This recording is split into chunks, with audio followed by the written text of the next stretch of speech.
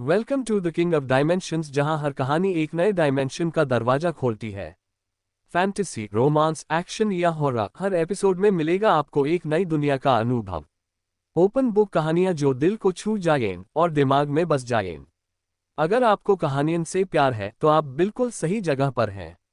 पुष्पिन subscribe करो और जग जाओ हमारे इमेजिनेशन के अनंत डायमेंशंस से। एपिसोड 84, अमीर नादान परिंदा। सिमरन और शौर्य इस वक्त हजारों मीटर ऊपर हवा में इस रहे थे।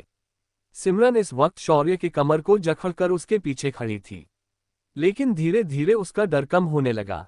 अब तो सिमरन को पूरा यकीन हो गया कि शौर्य एक असली भगवान है। कुछ मिनटों में शौर्य और सिमरन द्वारिका पहुंच गए। यहां पर पहुंचते ही शौर्य सिमरन को कशिश के घर लेकर आ गया। इस वक्त कशिश अभी तक जाग रही थी और कंपनी के रिपोर्ट्स को देख रही थी। शौर्य का बिजनेस मॉडल बहुत सिंपल था। उसके दोनों बिजनेस में सिर्फ प्रॉफिट कमाना था, वो भी उन वस्तुओं को बेचकर, और उसके बदले उनकी कोई परचेज थी ही नहीं। इस वजह से उनकी बैलेंस शीट हमेशा पॉजिटिव रहती थी। तभी दरवाजे की घंटी बजी तो वह डर गई, पर हिम्मत करके दरवाजे पर पहुंची तो देखा कि शौर्य बाहर खड़ा था।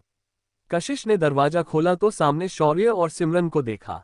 तभी शौर्य एकदम लापरवाही से बोला, कशिश, ये सिमरन है जो तुम्हारी जगह शोरूम का काम देखेगी और तुम उसे सब कुछ सिखाओगी। साथ ही तुम्हारी पहचान से उसका हमारे कॉलेज में कल मैनेजमेंट डिपार्टमेंट में एडमिशन करवा देना। अगर उन्होंने दिक्कत जताई तो उन्हें मेरा नाम बोल देना। उसके बाद शौर्य सिमरन को देखते हुए बोला, तुम कुछ दिनों तक कशिश के साथ यहीं रहो, मैं जल्द ही सारे सीनियर मेंबर्स के लिए नए घर लेने वाला हूँ। वैसे भी आज बहुत कमाई हुई है। इतना कहकर शौर्य वहां से चला गया। इधर कशिश को सिमरन अंदर लेकर आए और अपनी पहचान कराने के बाद सिमरन को उसका कमरा दे दिया। तभी शिखा, जो अंदर किसी चीज पर रिसर्च कर रही थी, वह बाहर आए और बोली, दी, कौन आया था? क्या शौर्य आया था अभी? ये सुनकर कशिश ने सिर पीट लिया और बोली, हे भगवान, इस लड़की का कुछ नहीं हो सकता। एक दिन ये शौर्य को ऑपरेशन टेबल पर रखकर उसकी चीर फाड़ कर दे। फिर कशिश शिखा को देखकर बोली, तुम्हारा हीरो आया भी और चला गया भी, अब तुम जाके अपने काम पर ध्यान दो। शिखा ये सुनकर वहां से मुंह लटकाए जाने लगी तो उसकी नजर बाहर आती हुई सिमरन पर पड़ी। उसे देखकर वह कशिश से आंखों ही आंखों में उसके बारे में पूछने लगी तो कशिश ने सिमरन के बारे जो शौर्य ने उसे कहा था वह बता दिया। उसके बाद वह सिमरन को लेकर अपने कमरे में चली गई। यहाँ पर कशिश ने सिमरन को अगले 1 घंटे तक कंपनी के बिजनेस सिस्टम को ध्यान से समझाया। दूसरी तरफ शौर्य अपने घर लौट आया था। घर में आते ही उसने देखा कि आज दीनानाथ इतनी रात होने के बाद भी बाहर हॉल में इधर उधर किसी गहन चिंता के साथ घूम रहे थे। जब उन्होंने शौर्य को देखा तो वे बोले, शौर्य, तुम आखिर आ ही गए, मैं तुम्हारा ही इंतजार कर रहा था। शौर्य ने उन्हें ठंडेपन से पूछा, अब क्या हुआ आपको, क्या बात है? तभी दीनानाथ बोले, शौर्य, तुम तो जानते हो कि हर साल तुम्हारी दादी महाराष्ट्र हमारे मुख्य परिवार में पारिवारिक पूजा के लिए जाती थी, लेकिन इस साल हमारे पास इस पूजा के लिए जाने वाला कोई नहीं है। आने वाली अमावस्या को हमारे कुलदेवता की यात्रा है। ये यात्रा आषाढ़ के महीने में होती है। हाँ, पर इससे मेरा क्या लेना देना?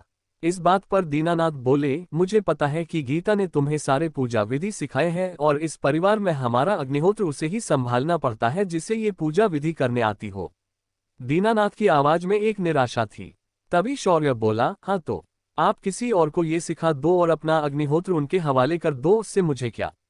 तभी दीनानाथ निराशा से बोले, ऐसा नहीं हो सकता। वैसे तो घर के सबसे छोटे बेटे को ये अग्निहोत्र और पूजा करनी पड़ती है, जिसे मैंने की थी, मगर मेरे काम के वजह से मैं अग्निहोत्र नहीं संभाल पाया तो तुम्हारी दादी ये सब देखती थी।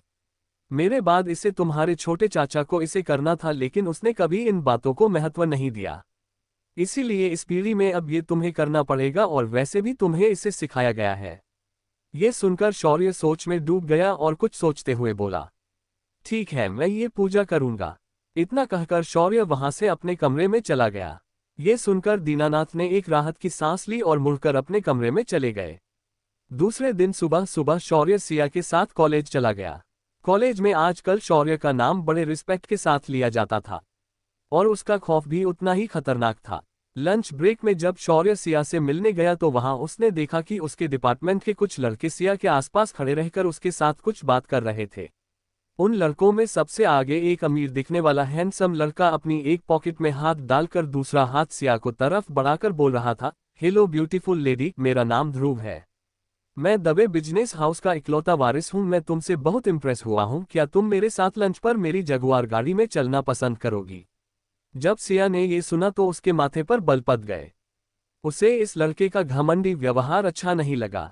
उसने अपनी पॉकेट में हाथ डाला और अपने फोन का एयरप्लग निकाला और बोली, हाँ अब बोलो, तुम क्या कह रहे थे? दवा, दारू, कोई जानवर का नाम भी लिया था तुमने, वो क्या है ना? मैं अपने कान में एक लेटेस्ट ऑडियो बुक सुन रही थी। जब ध्रुव ने ये सुना तो उसका चेहरा काला पड़ गया और उसे गुस्सा आया, मगर उसने खुद को रोकते हुए कहा, मेरा नाम ध्रुव दवे है। मेरे पास जगुआर है। ओह तो ऐसा है, तो अपने जगुआर को किसी झू या जंगल में छोड़कर आओ, मुझे क्यों बता रहे हो? सिया की बात सुनकर ध्रुव का सिर चकराने लगा। वह बोला, तुम गलत समझ रही हो। मेरा मतलब है मेरे पास जगुआर की कार है और मैं तुम्हें उसमें सैर कराना चाहता हूँ। ये सुनकर सिया ने उसे ऊपर से नीचे तक देखा और बोली, बता तो ऐसे रहे हो जैसे मेरे पास कोई कार है ही नहीं और मैं तुम्हारी कार में बैठने के लिए मेरी जा रही हूँ। इतना कहकर सिया ने अपनी पॉकेट से लैम्बोर्गिनी एवेंटाडोर की चाबी निकाली और उसे दिखाते हुए बोली, अपने बाप की प्रॉपर्टी पर कोई भी कूदता है। ये देख, इसे लैम्बोर्गिनी कहते हैं। जो मेरे पास है वो भी मेरे बाप ने नहीं, मेरे भाई ने दी है, जिसे उसने खुद कमा कर दी है। तो यहाँ पर अपने पैसों का रौब झाड़ने से अच्छा पतली गली पकड़ और निकल जा, इससे पहले कि मेरे भाई यहाँ आ जाए और तुझे लेने के देने पड़ जाएंगे। तभी ध्रुव, जिसने सिया की सारी बात सुनी थी, वह गुस्से से बोला, बोल तो ऐसे रही हो जैसे तुम्हारा भाई कोई बिग शॉट हो। मैंने ध्रुव दबे दबे बिजनेस हाउस का मालिक हूँ। मैं चाहूँ तो तुम्हारे भाई को उसके कपड़ों के साथ खरीद सकता हूँ। तभी उसके पीछे से आवाज आए, अरे ऐसा कौन आया है भाई जो मुझे मेरे कपड़ों के साथ खरीद लेगा? जरा मैं भी तो देखूं किसकी औकात इतनी बढ़ गई है इस कॉलेज में। ये आवाज सुनकर ध्रुव पीछे मुड़ा तो देखा उसके पीछे शौर्य अपने पॉकेट में हाथ डालकर एकदम आराम से चलते हुए आ रहा था। शौर्य के आते ही सिया उठकर उसके पास आए और बोली, जाने दो भाई, लगता है कोई नया एडमिशन है या फिर अमावस का चांद होगा जो आज उगा है। उसे कुछ मालूम नहीं है तो अपने बाप का पैसा दिखाकर मुझे रिझा रहा था। जब शौर्य ने ये सुना तो मुस्कुराते हुए बोला, क्यों बे दवा दारू, तुझे कॉलेज वालों ने कुछ बताया नहीं क्या? तभी ध्रुव शौर्य की बात सुनकर दांत पीसते हुए बोला, मेरा नाम ध्रुव दवे है, दवा दारू नहीं, और मेरे पापा इस कॉलेज के मैनेजमेंट के मेंबर हैं। तुम्हारी औकात क्या है मेरे सामने? ये सुनकर शौर्य ने भी उसका मजा लेने की ठान ली, मुझे तो मेरी औकात पता नहीं, क्या तुम बता सकते हो? तभी ध्रुव अपनी नाक चढ़ाते हुए बोला, अगर मैं चाहूं तो मैं तुम्हें अभी इस वक्त इस कॉलेज से निकल सकता हूं। ये सुनकर शौर्य और सिया जोर जोर से हंसने लगे। उनकी ऐसी हरकत देखकर ध्रुव का गुस्सा और ज्यादा बढ़ गया और वह बोला, तो तुम मुझे सीरियसली नहीं ले रहे हो? ठीक है, मैं अभी मेरे पापा को बोलकर तुम दोनों की अकल ठिकाने लगता हूँ। इतना कहकर उसने अपना फोन निकाला और अपने बाप को फोन कर दिया और बोला, पापा मुझे आज कॉलेज में इंसल्ट किया है, मैं चाहता हूं कि आप इन दोनों भाई बहन को इस कॉलेज से निकाल दो। तभी दूसरी तरफ से आवाज आए, ऐसा कौन है इस द्वारिका में जो दवे कॉरपोरेशन से पंगा लेने की सोच रखता है? मैं अभी कॉलेज आकर उन्हें अच्छे से सबक सिखाता हूँ। तभी ध्रुव के पापा ने कुछ सोचा और बोले, उनका नाम क्या है? ध्रुव ने ये सुना तो उसने कहा, लड़की का नाम सिया अग्निहोत्री है और उसके बड़े भाई का नाम मुझे पता नहीं है और मैंने जानने की कोशिश भी नहीं की। दूसरी तरफ अचानक सन्नाटा पसर गया और कुछ देर बाद जोरदार चिल्लाने की आवाज आई, अबे पट्टे के उल्लू, तुझे अगर मरना है तो अकेले मरना, पूरे परिवार को क्यों डूबने चला है? अभी के अभी उस लड़के के पैर पकड़ और वीडियो कॉल चालू कर, जल्दी कर। ये सुनकर ध्रुव के हाथ पैर ठंडे पड़ गए, उसका चेहरा काला पड़ गया था। वह मुड़कर शौर्य को डर से देखने लगा। उसने अपने मोबाइल पर वीडियो चालू किया तो दूसरी तरफ एक आधे सफेद बालों वाला आदमी घबराया हुआ अपना पसीना पोंछ रहा था। अपने पिता की ऐसी हालत देखकर ध्रुव समझ गया कि उसने गलत जगह अपनी नाक घुसेड़ी है। वह चलकर शौर्य के पास आया और अपने मोबाइल की स्क्रीन शौर्य की तरफ कर दी। तभी मोबाइल में से आवाज आई, शौर्य भाई, वो मेरा बेटा थोड़ा नादान है, उसे दुनिया के बारे में पता नहीं है, प्लीज उसे माफ कर दो। मैं आपको उसके बदले कुछ भी देने के लिए तैयार हूँ। शौर्य ये सुनकर खुद हैरान हो गया था। वह सोचने लगा, मुझसे कब से लोग इतना डरने लगे? मैंने तो कुछ किया भी नहीं है। शौर्य ने फिर अपने आप को ठीक किया और बोला, दवे अंकल, अपने बेटे की हर गलती में साथ देने के बजाय उसे अच्छा और बुरे की समझ देते तो आज ये दिन नहीं देखना पड़ता। आपका बेटा नादान नहीं है, बल्कि अपने उसे खुद नादान बनाया है। लेकिन कोई बात नहीं, आज के बाद वह कभी नादान नहीं रहेगा और अपने बाप के दम पर कभी उछलेगा नहीं। इतना कहकर शौर्य ने स्क्रीन को तब किया और कॉल डिस्कनेक्ट हो गई। उसके बाद शौर्य नीचे बैठे ध्रुव की ओर झुका और बोला, तुम्हें अपने अमीर होने पर घमंड है ना? तुम दूसरों को अपनी आंखों से कमाते हो ना? चलो फिर आज मैं तुम्हें एक काम देता हूँ। आज तुम अपने ऊपर के कपड़े उतारकर बनियान पहनकर कैंपस को साफ करोगे। और हाँ, तुम कैंपस में कचरे का एक तिनका भी पीछे नहीं छोड़ोगे, वरना तुम्हारे बाप से कहकर मैं तुम्हारा सारा राशन पानी बंद करवा दूंगा। और तुम्हें अब पता चल चुका होगा कि तुम्हारा बाप मेरा कहना कभी नहीं टालेगा। इतना कहकर शौर्य ने उसकी ऊपरी जैकेट पकड़कर फाड़ दी और उसे बनियान पर खड़ा किया। उसके बाद उसके हाथ में एक बड़ा डस्टबिन दे दिया और उसे कचरा बिनने भेज दिया। ये सब होने के बाद शौर्य सिया को लेकर वहां से कैंटीन लंच करने चला गया। इधर एक स्टूडेंट जिसने ये सब होते हुए देखा था, उसने कॉलेज के फेसबुक पेज पर इस कहानी को और ध्रुव की फोटो को शेयर करते हुए उसे एक टाइटल दे दिया, अमीर नादान परिंदा। ये पोस्ट देखते ही देखते बहुत ज्यादा वायरल हो गई। पूरे कॉलेज में ध्रुव एक बैड बॉय था। वह कभी कभार कॉलेज आता था, लेकिन जब भी आता था आम स्टूडेंट्स को बहुत परेशान करता था। आज उसे अच्छा सबक सिखाया गया था। उस पोस्ट के नीचे किसी ने भी ध्रुव के बारे में अच्छी बातें नहीं लिखी थी। पूरा कॉलेज आज ध्रुव के सामने जानबूझकर कचरा फेंककर उसका काम बढ़ा रहा था और बेचारा ध्रुव उस कचरे को उठाकर कंटेनर में भर रहा था। ध्रुव को सबक सिखाने के बाद शौर्य अपने क्लास में वापस लौट गया। दोपहर को जब कॉलेज की छुट्टी हुई तो उसे एक कॉल आई। ये कॉल विराज ने की थी। वह कुछ टेंशन में लग रहा था। शौर्य ने जब फोन उठाया तो विराज ने कहा, विराज आज मैं एक बहुत ही कॉम्प्लिकेटेड केस पर काम कर रहा था। ये एक बहुत मिस्टीरियस केस है। तब शौर्य उसके अंदाज में बोला, तो इससे मेरा क्या काम भाई, आप पुलिस वाले हो, आपको इन्वेस्टिगेशन करके रिपोर्ट बना देनी है। इस बात पर विराज बोला, इसमें कुछ सुपरनेचुरल एलिमेंट्स है। किन लोगों को मारा गया है वे लोग किसी आम इंसान द्वारा नहीं मरे गए हैं। इन्हें किसी सांप ने काटा है। वो तुम्हें पता है न, बदला लेने के लिए आया इच्छाधारी नाग, वैसी ही ये केस है। अभी तक हमें ऐसी सेम 9 बॉडीज मिली है। हम कातिल अगर इंसान होता तो उसे ट्रैक कर पाते, पर यहाँ हमें सिर्फ एक सांप के निशान मिले हैं। अब तुम ही बताओ ऐसी केस हम कैसे सुलझाए, और अगर हमने रिपोर्ट भी बना दी तो कोर्ट हम पे हंसेगा। अब तुम ही एक ऐसे इंसान हो जो ऐसी चीजों से निपट सकते हो। तभी शौर्य बोला, भाई बात तो सही है, लेकिन फिलहाल मैं आर्मी के अंडर हूं तो मुझे तुम्हारे साथ काम करने के लिए स्पेशल परमिशन चाहिए। उसकी चिंता तुम छोड़ दो, मैं चीफ से कहकर तुम्हें डिप्टी पर टेम्पररी इंटेलिजेंस ब्यूरो या सीबीआई में ट्रांसफर करवा दूंगा। विराज ने फटाक से समस्या का हल बता दिया। ये सुनकर शौर्य ने भी तैयारी दिखाते हुए कहा, ठीक है फिर देखते हैं कौन सा नाग आजकल लोगों को मार रहा है। तुम मेरे ट्रांसफर ऑर्डर्स मुझे मेरे मोबाइल पर भेज देना, मैं तुम्हें जितना जल्दी हो सके उतना जल्दी ज्वाइन कर लूंगा। फिलहाल 15 अगस्त तक शौर्य खाली था और शौर्य की वजह से चीफ ने उसे पुलिस फोर्स में अपॉइंट कर दिया था। तो इस वजह से शौर्य पर नजर भी रखी जा सकती थी और उसका देश के लिए उपयोग भी होने वाला था। जब चीफ को विराज ने ये बात बताई तो उन्होंने शौर्य की डेपुटेशन ऑर्डर तुरंत निकलवा ली और उसे सीबीआई के अंदर एक एसीपी के तौर पर द्वारिका में अपॉइंट कर दिया। अब क्या होगा आगे? क्या सच में कोई नाग लोगों को मार रहा है या मार रही है? कैसे करेगा शौर्य सामना ऐसी मायावी दुश्मन का? क्या शौर्य के लिए ये एक चुनौती होगी या फिर शौर्य इसे भी अपनी टेढ़ी चाल से मात दे पाएगा? इन सवालों का जवाब जानने के लिए बने रहिए हमारे साथ। एपिसोड 85 नागवंश। शेषाचलम के जंगल के भीतर जहां दिन में भी बैटरी लेकर जाना पड़ता है, ऐसे अंधेरे से भरी जगह में पूरे 10 लोग अपनी हाथ में बंदूक के लिए किसी चीज को ढूंढ रहे थे। उन सब के पीछे एक काले वस्त्र पहना साधु अपने हाथ में एक काला पत्थर लेकर उन सबको दिशा बता रहा था। सब लोग वहां गहराई में जाते गए। कुछ देर ऐसे ही चलने के बाद उनमें से एक आदमी चिल्लाते हुए बोला, स्वामी वो देखो वो रहा मंदिर। सभी ने उसके हाथ के दिशा में देखा तो पाया कि वहां एक छोटा सा मंदिर बना हुआ था। ये मंदिर दिखने में अति प्राचीन लग रहा था। इस मंदिर में सिर्फ गर्भगृह बना था और उसमें बीचों बीच एक शिवलिंग रखा हुआ था। उस शिवलिंग के ऊपर एक नाग की आकृति बनी थी जिसके 5 मुंह थे, और वह उस शिवलिंग को लिपटकर शिवलिंग के ऊपर अपने फनों से एक छत्र की तरह बना रहा था। स्वामी ने ये देखा तो वह बोला, यही तो वह मंदिर है जिसे सारे इच्छाधारी नाग पूजते हैं। आज महाशिवरात्रि है और आज ही के दिन सब नाग यहाँ अपनी मणियों को निकालकर उसका पूजन करने और अपनी शक्तियां बढ़ाने आते हैं। ये सुनकर सभी लोगों के चेहरे पर एक शैतानी मुस्कान आई।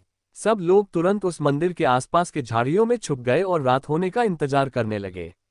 सूरज ढलते ही एक बूढ़ा आदमी जिसके माथे पर एक नाग का चिन्ह बना था, वह वहां पर आकर शिवजी की पूजा करने लगता है। जब वह ये कर रहा था तभी उसके पीछे दो परछाइयां छिपकर वहीं पर आकर उस पूजा विधि को ध्यान से देखने लगती है। जैसे जैसे पूजा हो रही थी और मंदिर की घंटी की आवाज गूंजने लगी वैसे वैसे कई नाग वहां पर आने लगे। धीरे धीरे उस मंदिर के आसपास का पूरा एरिया नागों और नगीनों से भर गया। सारे नाग एक एक करके आगे आते और अपने मुंह से अपनी मणि निकालकर वहां शिवलिंग के सामने रखने लगते।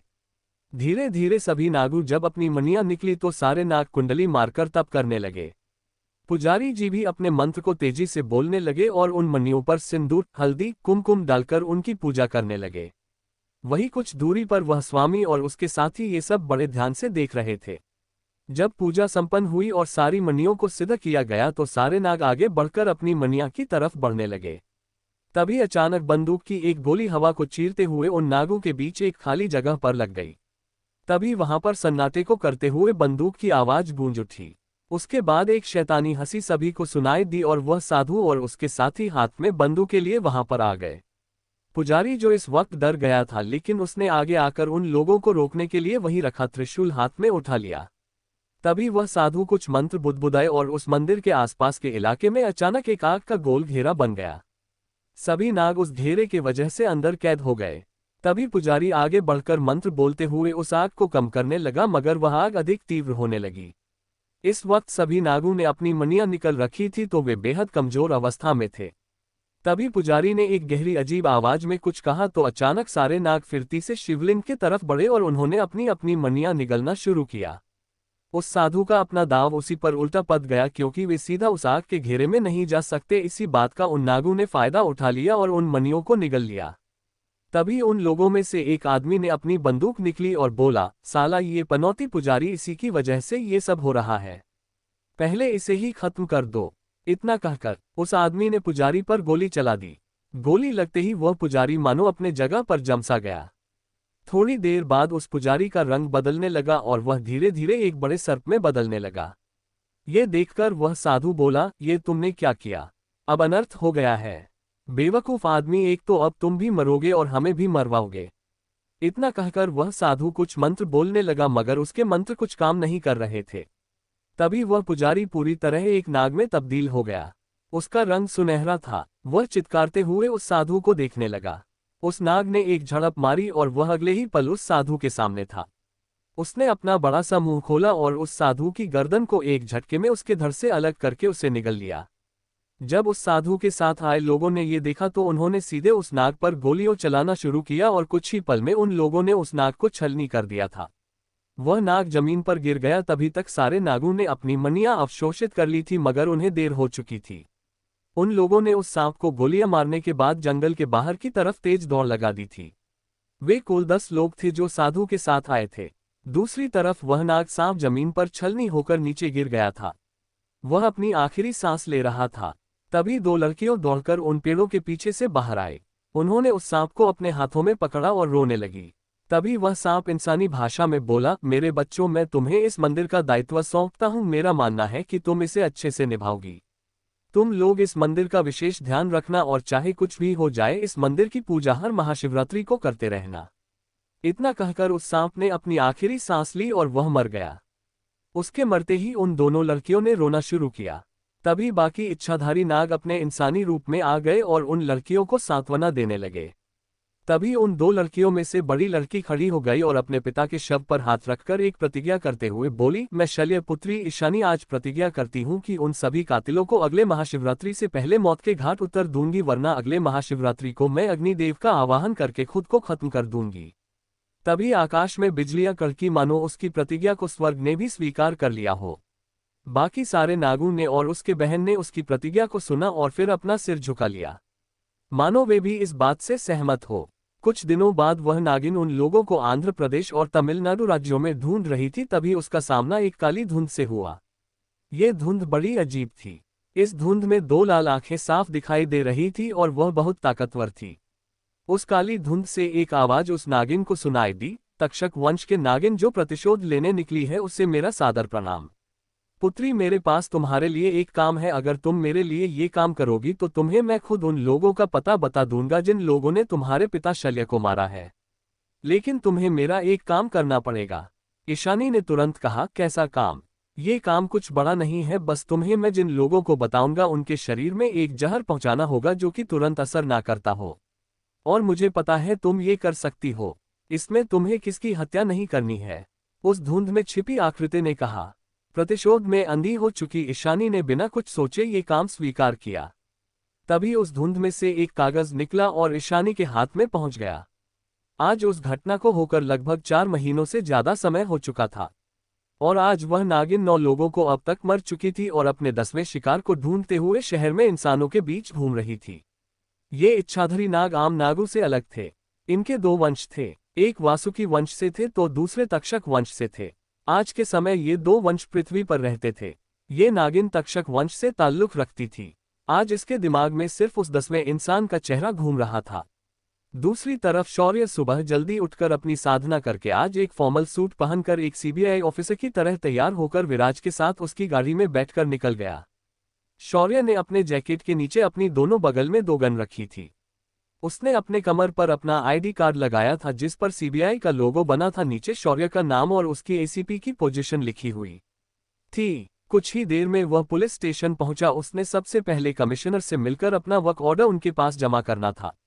कमिश्नर के ऑफिस का दरवाजा खुलते ही शौर्य अंदर गया और बोला, हेलो अंकल, मेरा मतलब है कमिश्नर सर, आज मेरी स्पेशल ऑफिसर के तौर पर सीबीआई के द्वारा इस केस के सिलसिले में अपॉइंटमेंट हुई है। रेहान रस्तोगी और द्वारका के कमिश्नर जो आज शौर्य के ससुर बन सकते थे पर उनकी लड़की के बेवकूफ़ी की वजह जिन्होंने ये मौका खो दिया था। ऊपर से आज शौर्य एक सबसे कम उम्र का एसीपी रैंक का सीबीआई ऑफिसर बन के उनके सामने खड़ा था। इस समय कमिश्नर का सिर चकराने लगा था। उन्हें कुछ भी समझ में नहीं आ रहा था। तभी शौर्य आगे बोला, सर ये रही मेरी वर्क ऑर्डर और मेरा अपॉइंटमेंट लेटर, प्लीज इसे एक्सेप्ट कर दीजिए। इतना कहकर शौर्य ने दोनों लेटर्स टेबल पर रख दिए। रेहान ने तुरंत उन्हें उठा लिया और ध्यान से पढ़ा।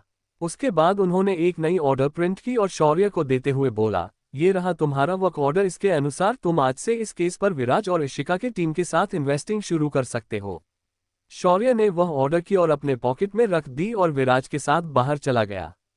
शौर्य बाहर आते ही इशिका मुस्कुराते हुए उसके पास आए। तभी शौर्य ने फिर से वही पैर छूने वाली एक्टिंग की, पर इस बार उसके ऐसा करते ही विराज ने उसके सिर पर जोर से चपत लगा दी। इशिका को ये देखकर शौर्य और विराज दोनों पे कुछ शक हुआ, पर उसने अपना सिर झटक दिया और विराज से बोली, फाइनली आज मुझे तुम्हारे साथ काम करने का मौका मिलेगा। इस बार मैं भी वह सब कुछ जानना चाहती हूँ जो विराज जानता है। शौर्य ने जब ये सुन तो वह बस मुस्कुराया और उसके हाथ से फाइल लेते हुए उसे पढ़ने लगा। उसने उस फाइल में मरे हुए लोगों की तस्वीरें देखी। हर इंसान को गले पर काटा गया था मानो कोई वैम्पायर हो, मगर उनका खून नहीं पिया गया बल्कि इनके शरीर में एक खास जहर छोड़ दिया गया था। इस जहर के वजह से मरने वाला जल्दी मरता नहीं पर वह तड़पता बहुत है। जब शौर्य ने सभी 9 लोगों को देखा तो उसने पूछा, इनमें कोई कॉमन कनेक्शन है? इशिका बोली, नहीं, अभी तक हमें इनमें कोई कॉमन कनेक्शन नहीं मिला है, पर एक बात है कि ये लोग एक दूसरे को जानते थे, पर इनका आपस में कोई गहरा कनेक्शन नहीं है। तभी शौर्य ने सिस्टम से इसकी खोज करने कहा। तभी उसके मोबाइल पर एक फोटो डिलीवर हुआ। ये एक सेल्फी थी जिसमें 11 लोग मौजूद थे। एक काले कपड़े पहना हुआ साध और ये सारे 10 लोग उस फोटो में नजर आ रहे थे। उस फोटो को जब ध्यान से देखा तो पीछे एक बोर्ड लगा था जिस पर लिखा था, वेलकम टू शेषाचलम फॉरेस्ट। जब शौर्य ने इसे देखा तो उसे शक हुआ कि इन सभी का इस जगह से कोई कनेक्शन तो है, पर फिलहाल सबसे जरूरी बात थी उन आखिरी बचे इंसानों को बचाना।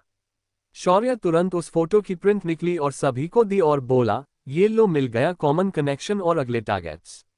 जब सभी ने फोटो देखी तो वे लोग हैरान रह गए पर कुछ नहीं बोले। उसके बाद शौर्य ने उस 10वें आदमी और साधु की जानकारी निकालने कहा। 1 घंटे बाद दोनों की जानकारी शौर्य के सामने थी। वह साधु पिछले महाशिवरात्रि से गायब था और उसका कोई आता पता नहीं है। उसे आखिरी बार शेषाचलम जाते हुए देखा था। शौर्य ने फिर अगले इंसान की जानकारी पढ़ना शुरू किया और उसके चेहरे पर एक तिरछी मुस्कान आ गई। ये कोई और नहीं उसके क्लासमेट का पिता था जिसे शौर्य ने पिता था और उसे अपाहिज बना दिया था। ये इंसान कोई और नहीं वीरेंद्र चौहान था, विनीत चौहान का पिता। शौर्य ने तुरंत विराज और इशिका के साथ उसके घर जाने का फैसला कर दिया। तीनों अपने अपने टीम के साथ, जिसमें 6 काबिल पुलिस थे, वीरेंद्र के घर पहुंच गए। जब शौर्य वहां पहुंचा तो देखा दोनों बाप बेटे घर के बाहर वाले गार्डन में बैठकर एक दूसरे की चोटों का ड्रेसिंग कर रहे थे। शौर्य ने ये देखकर ताना मारते हुए कहा, अरे जरा देखो तो, दुनिया के सबसे महान बाप बेटे की जोड़ी। बेटा गलती करता है और बाप बेटे की गलती की सजा हंसते हुए भुगतता है। ऐसे लोगों को तो नोबेल प्राइज देना चाहिए। शौर्य का ताना सुनकर वीरेंद्र झल्लाते हुए उसकी तरफ मुड़ गया, लेकिन उसकी आवाज तुरंत अपने गले में अटक गई, क्योंकि उसके सामने कई सारे पुलिस वाले खड़े थे। तभी शौर्य आगे बढ़ा और अपना आईडी कार्ड दोनों को दिखाते हुए बोला, मैं एसीपी शौर्य आज यहाँ पर एक केस के सिलसिले में तुमसे पूछताछ करने आया हूँ और मुझे यकीन है कि आप मेरे साथ कोऑपरेट करेंगे। इस वक्त विनीत और वीरेंद्र बाकी बातों पर ध्यान नहीं दे रहा थे। तभी विनीत शौर्य की ओर उंगली करते हुए बोला, तुम कब कैसे पोल पर पुलिस बन गए? शौर्य ने अपनाकर खुजाया और बोला, अरे बेटा इतना काहे टेंशन ले रहे हो, तुम्हें बाद में सब पता चल जाएगा, फिलहाल तेरे बाप की जान खतरे में है। ये सुनकर वीरेंद्र बोला, तुम कहना क्या चाहते हो? तभी शौर्य ने वह फोटो निकाली और टेबल पर रखते हुए बोला, इस तस्वीर में मौजूद 9 लोग मारे गए हैं, वो भी किसी सांप के काटने से। अब हमें पूरी कहानी तुम बताओगे ताकि हम तुम्हें बचा सके, और हमारी इंफॉर्मेशन के हिसाब से ये बुढ़ा भी मर चुका है, अब बस तुम बचे हो। जब वीरेंद्र ने ये सुना तो उसे पसीना छूटने लगा और वह थर थर कांपने लगा और बोला, मुझे बचा लो वरना वह नाग मुझे जिंदा नहीं छोड़ेंगे। ये सब उस पागल तांत्रिक की वजह से हुआ है। जब शौर्य ने ये सुना तो वह बोला, मैं तुम्हें बचा तो लूंगा, पर यह डिपेंड करता है कि तुम मुझे कितना सच बताओगे। ये शंकर वीरेंद्र ने एक गहरी सांस ली और उस महाशिवरात्रि को हुई सारी घटना शौर्य को सुना दी। जब शौर्य ने ये सब कुछ सुन लिया तो उसने सिस्टम से क्रॉस चेक करवा लिया। उसे ये जानना था कि क्या वाकई कोई इच्छाधारी नाग और नागिन होते हैं। सिस्टम ने उसे पूरी कहानी बताई और शौर्य नागवंश के बारे में जानकर हैरान हो गया। अब क्या होगा आगे? क्या शौर्य मोल लेगा दुश्मनी नागों के साथ? क्या शौर्य वीरेंद्र को बचा पाएगा? क्या वजह थी जिस वजह से वह साधु उन्हें वहां लेकर गया था? इन सभी सवालों के जवाब जानने के लिए बने रहिए हमारे साथ, सिर्फ हमारे YouTube चैनल पर। हमारे चैनल की वीडियो देखने के लिए और हमको सपोर्ट करने के लिए आप सबका धन्यवाद।